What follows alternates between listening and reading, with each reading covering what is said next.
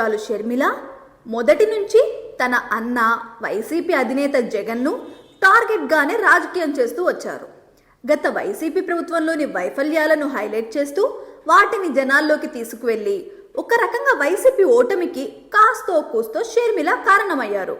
రాజకీయంగానూ వ్యక్తిగతంగానూ షర్మిల జగన్ను టార్గెట్ చేసుకోవడం, వైఎస్ రాజశేఖర రెడ్డి అభిమానుల్లో ఎక్కువ మంది జగన్కు మద్దతు పలుకుతుండడంతో వారిలో చీలిక తెచ్చే విషయంలోనూ షర్మిల అనుకున్న మేర సక్సెస్ అయ్యారు. ఏపీలో టీడీపీ, జనసేన, బీజేపీ కూటమి ప్రభుత్వం ఏర్పడిన తర్వాత కూడా వైసీపీని, జగన్ను టార్గెట్ చేసుకునే రాజకీయంగా షర్మిల విమర్శలు చేస్తూ వస్తున్నారు. సిద్ధాంతపరంగా టీడీపీ, జనసేన, బీజేపీ కూటమికి తాము వ్యతిరేకమని చెప్తూనే జగన్ను టార్గెట్ చేసుకోవడంపై వైసీపీ కూడా విమర్శలు చేసింది.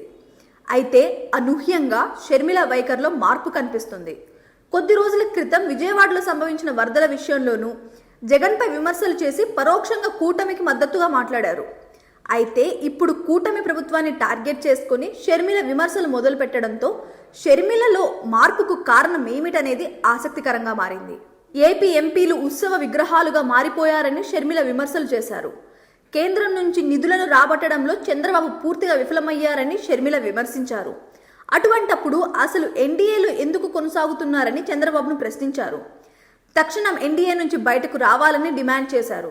కర్ణాటకలో జగన్ నివాసంలో కాంగ్రెస్ కీలక నేతలు సమావేశమై కీలక నిర్ణయాలు తీసుకున్నట్లుగా ప్రచారం జరుగుతున్న నేపథ్యంలో అనూహ్యంగా షర్మిల వైఖరిలోనూ మార్పు కనిపిస్తుంది.